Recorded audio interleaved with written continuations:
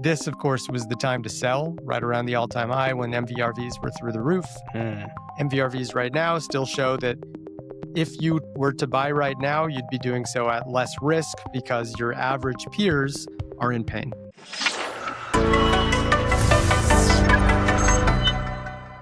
Hey folks, welcome into the Thinking Crypto podcast. I'm your host, Tony Edward, and joining me today is Brian from Santiment. We are going to do a deep dive into the metrics for Bitcoin and all the top altcoins to get an idea of what's happening in this market.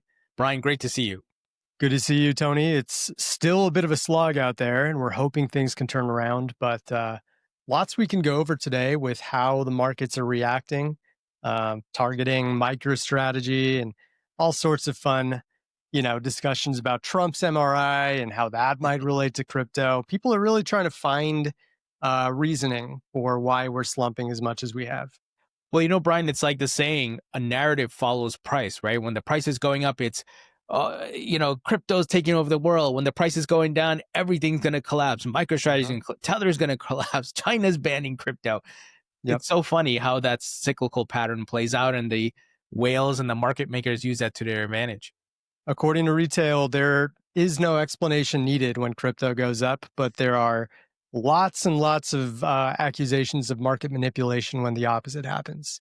Yeah, but at the foundational level of it is all cyclical. Now, yes, markets do top out at some point, and we enter into a bear market, but it's funny, these things pop up every time the price is down. And then, when the price starts going back up, all of a sudden you see the euphoric, greedy narratives, right?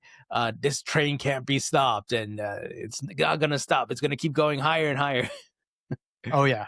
Yeah. It's just, there are so many side conversations of who the biggest scapegoat out there should be right now. And, Saylor is taking his lumps. And I think as we dig into some data, we'll see what level of FUD there really is, because as we've talked about in many previous episodes, the FUD is the key to finding the bottom. So we need to see enough of it to be sure that things are about to get a little better. So why don't we look at the sentiment data and what people are talking about, what's driving the fear and the FUD and all these things? Let's do it. So for starters, of course, we've got the 7-day returns, which are as bloody as they feel. Ethereum down 7.5%, Bitcoin down a little over 4%. Look at Zcash. We talked just last episode about how much of a darling it's been in spite of the rocky price performances we've seen the last couple of months. And now it's just getting brutalized, down 40% in the past week. So outside of a few, slight gainers like Monero and Leo, it's just looking pretty red throughout. And even social volume, like this is very interesting to me, Tony. Almost all assets are getting significantly less discussion compared to a week ago. So we talk about the market starting to get complacent and no longer getting kind of that push and pull and debate from traders. We're kind of reaching that point here now that December's hit.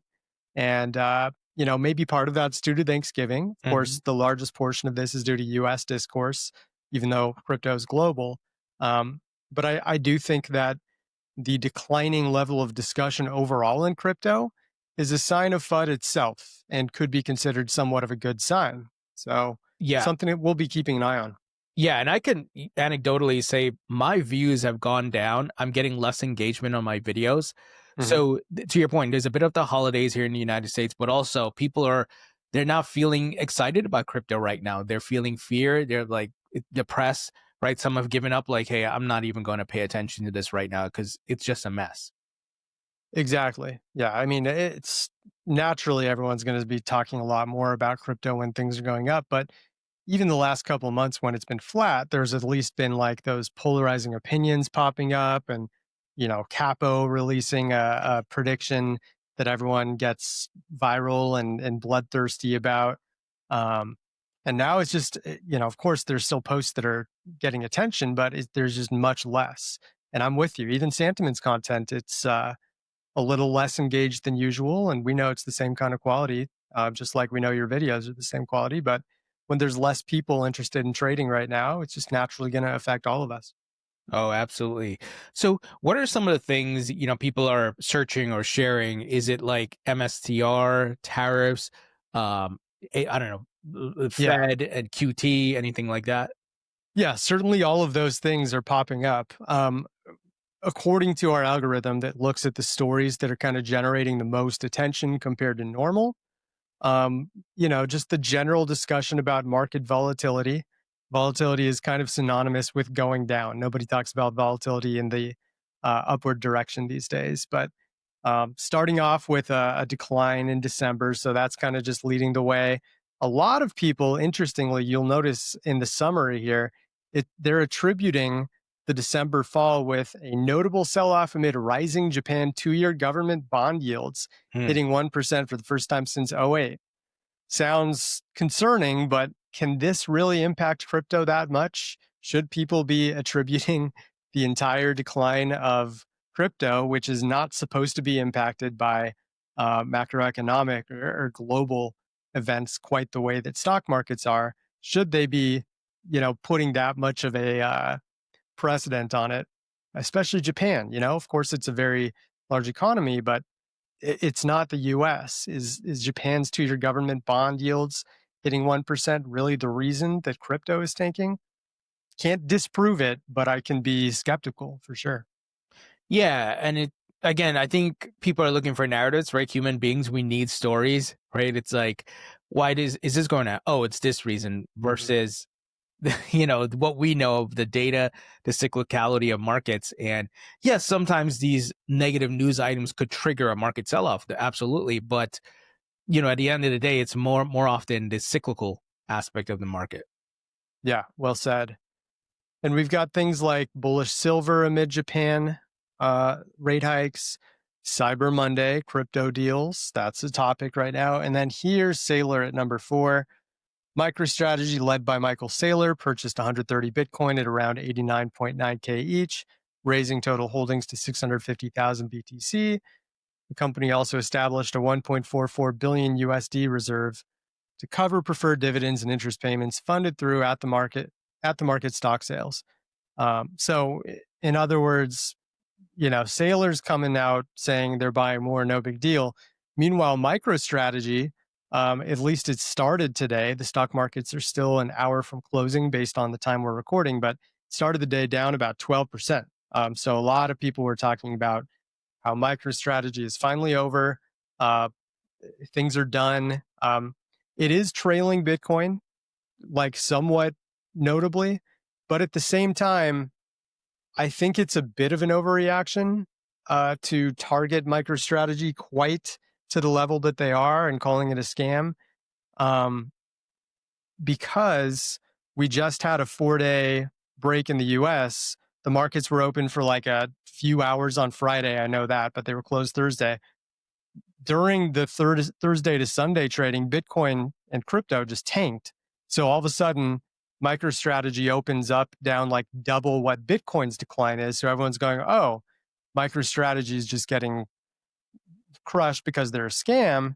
But what I actually think is blindsiding traders is they're forgetting about that Thursday and Friday trading that MicroStrategy wasn't affected by because markets were mostly closed. Uh, at least that's kind of how I'm seeing it.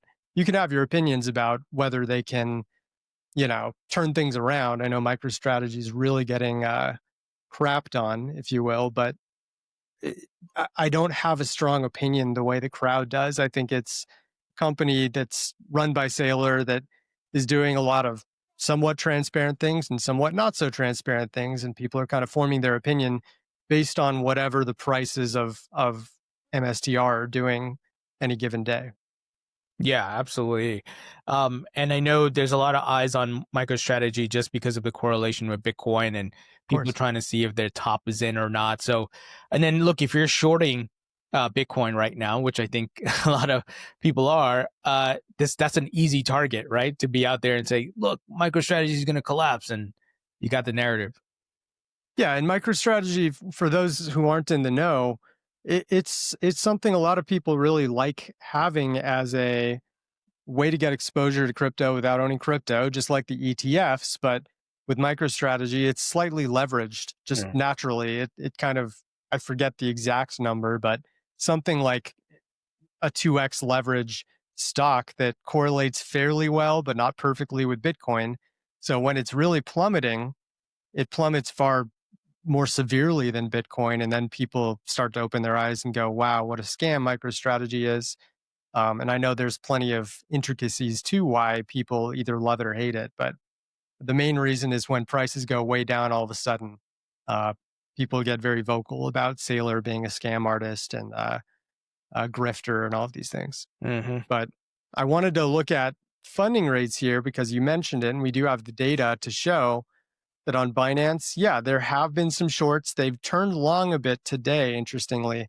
So people aren't quite believing this dip just yet. It looks to be um, something that traders are hoping to long and expect to bounce, which is not good.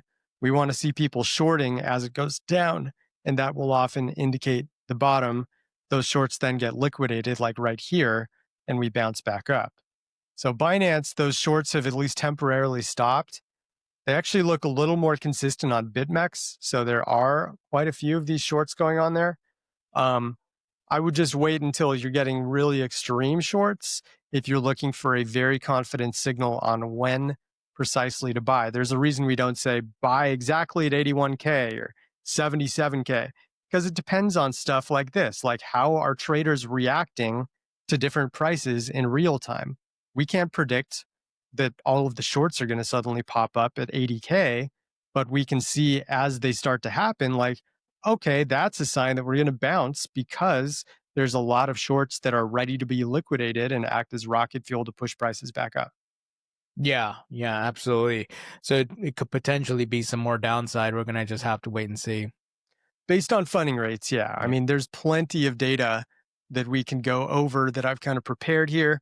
I definitely want to look at what whales are doing, like we always do. Mm-hmm. Um, Yeah. and it's not, yeah, go ahead. Oh, I was just gonna say, yeah, Brian, I've been looking at this chart every day, and man, it keeps going down.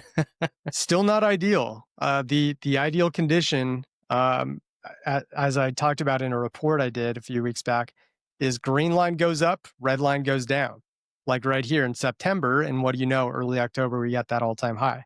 Since that time, about a week after the all-time high, the 10 to 10K BTC wallets have dropped by about 0.6% of the entire supply. That's a lot. They've dropped almost 1% of their holdings. Meanwhile, retail keeps going up.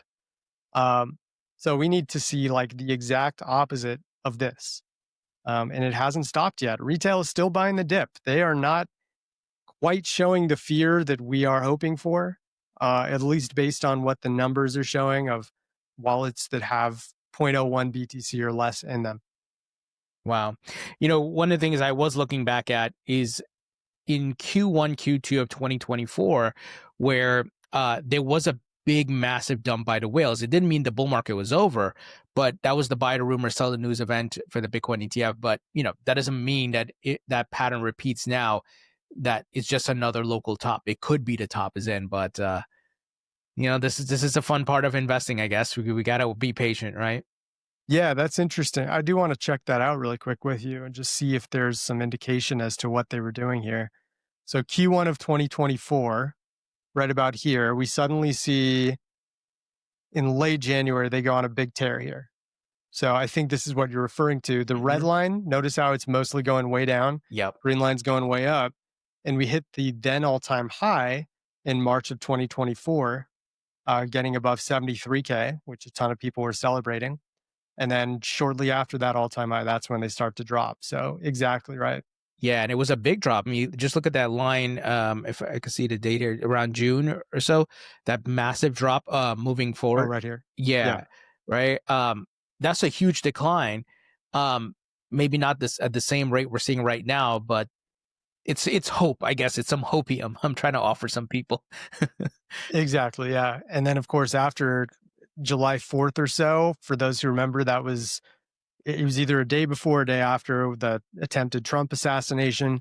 And all of a sudden, whales just went on a massive accumulation streak. I don't know if that triggered their thoughts that would make them believe that Trump was about to get elected. They ended up being right, of course, if that was the case. And they just kept accumulating after he was elected. And then once he was inaugurated, it was kind of a weird, wishy washy, buy the rumor, sell the news situation. But you can just see how much control this green line has on prices. When it's going up, generally, prices are following pretty consistently. Oh, absolutely. Maybe we could look at the Bitcoin MVRV. So definitely still in the negative. I was looking at this yesterday. So the blue line here indicates the long-term trend. Traders that have been active in the last year are down 16% on average. Traders active in the past 30 days are down a little over 5% on average. Both good signs. Ideally, the times to buy are when both of these lines are in the negative below the zero axis. They certainly are. They're not severely in the negative like they were back about 10-ish days ago, but it's still a great sign to see that they haven't popped anywhere near 0% yet. So this, of course, was the time to sell right around the all-time high when MVRVs were through the roof. MVRVs right now still show that if you were to buy right now, you'd be doing so at less risk because your average peers are in pain. Interesting. And on one hand, I understand like this from a local top perspective, but I wonder what it means if let's say the market top is in completely, and if these guys are going to capitulate at some point, but then there are also relief rallies. Nothing goes down in a straight line. So yeah. Okay. Interesting. What about ETF inflows and outflows? I know that. Let's give that a look. Yeah. Give me just a moment to load that up. We did have our team get this back up to date. Yeah, we have data basically right up until Thanksgiving. We aren't going to have today's data till the end of the day, but there were still mostly outflows going on. 7 of the last 10 trading days that we have data on do show that this decline since the all-time high has been mostly followed with people slowly and gradually taking more and more of their money off exchanges when it comes to net differences.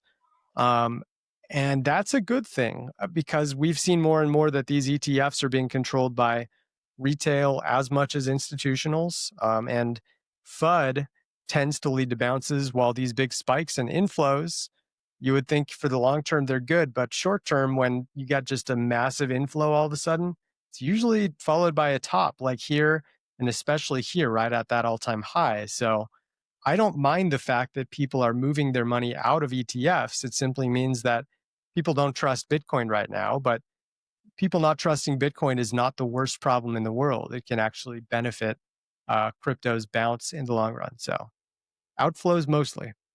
Yeah, it's been kind of on a tear, although, recently we saw some days of inflows, but majority of it has been outflows. So similar to what the whales are doing, right? Just distribution. Exactly. I don't put as much priority into this as I do, that whale chart that we were just looking at. And what I do put a lot of priority into is this positive versus negative sentiment, which is still indicating that we're back in negative range after being very bullish over the holidays. When we had that rebound above 90K, it already seems like forever ago, but on Thanksgiving, we were getting back to 91K and people were optimistic that the bottom was in. Turned out to be incorrect. We definitely have fallen right back down almost to that scary bottom from just 10 days ago. So naturally, the sentiment has fallen along with them. So the data here is continuing to show that people are selling at the bottoms, buying at the tops, and then selling at the bottoms again, as usual. Man. And I know I've been tracking some other things where it shows we've been in extreme fear for a while. So to your point, people got a little excited. Oh, we're seeing a bit of a bounce, but that was short-lived. Exactly. Yeah, and they were, to their credit, people did start to get fearful starting about 3 weeks ago when we were still, dancing a little above 100K, and they just got more and more fearful until we just saw extreme levels of bearish content outpacing bullish content on social media. And that was the signal we were finally at that bottom. It was almost what we saw on that October 10th FUD day when Trump was about to reintroduce 100% tariffs on China. Mm. Let's look at altcoins. Maybe we can do Ethereum. Yeah, Many altcoins are suffering right now. As they mostly follow Bitcoin. totally. We'll stick with sentiment while we're here. And it is looking like there's a little bearishness going on with Ethereum. When we did our video a couple weeks ago, we were talking about so much attention was on Bitcoin and Ethereum and being, everything else, even XRP was being kind of ignored relatively to the top two. And it still seems like that's a little bit of the case. Ethereum looks very similar to Bitcoin. There's just an equal level of, what have you done for me lately? People sell off when it's down, buy in when it's up, sell off again when it's down, as we are right now. So I see very, very little difference between BTC and Ethereum. Both are showing a lot of fear. And if we go to XRP, yeah, it's still kind of showing mixed signals. It's not nearly as doom and gloom for XRP as it is for BTC and ETH. So call that a result of less discussion related to it or something else. But, XRP is barely hanging on to $2 at the time of this recording. We'll see if it does fall below 2, whether the narrative suddenly changes due to that psychological support breaking. Oh, yeah. What about Solana and Zcash for sentiment? Yeah, I'm very interested in Zcash, especially after this 40% drop. Solana, business as usual. I don't see anything out of the ordinary. This was a big anomaly, I think, due to some bot activity that settled down. But, if I cut off that part, it's going to look pretty much middle of the road. A little bit of euphoria here, which is interesting. Got very high right before Thanksgiving when prices were rebounding, but it's in the middle. I don't see anything special going on with its sentiment. Not high, not low. I think those little peaks that we see, even like on the XRP chart and so forth, sometimes there's news announcements and they get crypto Twitter a little excited, but then it fades because the price action doesn't match the sentiment or the announcement. Exactly. Yeah. And it's ETF announcements and speculation of more, stuff like that all the time. Exactly. So ZEC, let's see what we see here. Surprisingly not crazy. And my theory on this would be the fact that they weren't really believing in this rally in the first place, right? Like, other than this interesting little buy the dip euphoria here on October 16th, 17th, that was almost 2 months ago now, we've not really seen any crazy highs or crazy low in sentiment, maybe just a little bit right there. But this is completely normal. It's about an equal amount of bullish versus bearish comments. And it seems like, I just don't think ZEC is kind of obtaining the big crowd that you would think it would from this kind of massive, what was it, like a 10x or so in price, 12x. So yeah, it just seems like sentiment's kind of business as usual. There's still a lot of like volatile, like ups and downs, but these aren't that extreme compared to like what we saw back when Zcash was almost completely off people's radars. That's so interesting. Maybe it's like this disbelief hated rally, right? We don't think it's going to keep going, but then it does. But then, when it gets new highs and the crowd starts buying and then they get dumped on. Yeah. The way people are perceiving, and I'm just generalizing the crowd, but the way they view Zcash kind of reminds me of Hex from a couple years ago with Richard Hart and that whole like, is it a scam? Is it not a scam? And people either loved him or hated him. That was at least, he would get on interviews and people would have polarizing things to say about it. Zcash doesn't even really seem to get nearly the amount of PR and tends to be in the news only when its price is doing something significant. Otherwise, it's just another grandpa privacy coin to a lot of people. Sure. Wow. If we can look at the MVRV for Ethereum and XRP.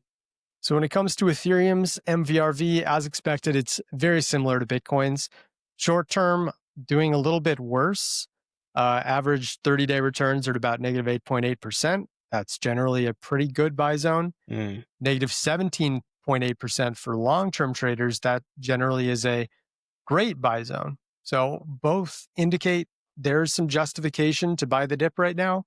Again, I highly recommend waiting until it's got some institutional support and those whales are starting to accumulate. But it's still a better than usual time, according to the math, to at least dip your toes in based solely on the fact that peers are in so much pain in what's supposed to be a zero-sum game. Yeah, and this aligns with the market sentiment, right? Extreme fear, people giving up. In addition, you have, maybe from a technical analysis standpoint, the price is at lows, maybe in the oversold zone. So, Yeah. like they say, buy the blood on the streets, but that's a hard thing for a lot of people to do. Exactly. That's why we like MVRV, because it actually visualizes blood in the streets. Mhm. If we go to all-time prices for Ethereum, like, how are you going to find where the blood in the streets is based on this? Are you comparing it to 2017? Because there's no blood compared to 2017. Prices are up 5,059% since then, but it's very difficult to take a certain time frame and just say, okay, now they're in pain. Okay, now they're super euphoric. That's why MVRV can just snapshot you like, how does the zero-sum game look? Because this isn't the average person's holdings. This is just the average or the market value over time for Ethereum. We need to know how your peers who you're trading with, whenever you make a buy, someone's selling it to you. Whenever you're selling, someone's buying from you. So that's really the best way to analyze how high or how low markets really are. Yeah, absolutely. What about XRP? Mm-hmm. XRP is actually looking similar. It's the lowest of the three compared to Bitcoin and Ethereum. So 30-day returns down at negative 10.8, 365-day returns all the way down at negative 20.5%. If we visualize compared to other times, it's looking like a better buy zone than what we saw at the beginning of November, about a month ago, and almost as good of an opportunity as it was 10 days ago when it bottomed out all the way to about 187 or so. So all three look like candidates to, at least consider dollar cost averaging. And I'm saying that with a big asterisk, because if whales keep dumping, people are going to continue to be in pain for a bit longer. So this is kind of under the assumption that whales start to turn things around, and then you're starting to get some serious justification to buy. Mm. Final item here, Brian. Curious what's happening with meme coins. We haven't heard anything, but this past week, or over the past 2 weeks, Dogecoin ETFs have been launched, spot ETFs by Grayscale, Bitwise. So I'm just curious, what's happening there. If it's all dried up, or is it losing liquidity and things like that? Yeah, we don't have meme coin ETF data yet, but I am very interested to see how the Doge ETF plays out and things like that. I don't think that there's zero activity or anything, but you're right. From the posts I've read, it's pretty minimal right now. There just isn't much interest when meme coins are kind of getting memed right now because they're just getting so destroyed. But what I did make about a week ago was this chart that shows the social dominance of the top 5 overall non-stable coins. So we're looking at here, I could show you the formula. So we've got Bitcoin, Ethereum, XRP, Binance Coin, and Solana. That's the numerator.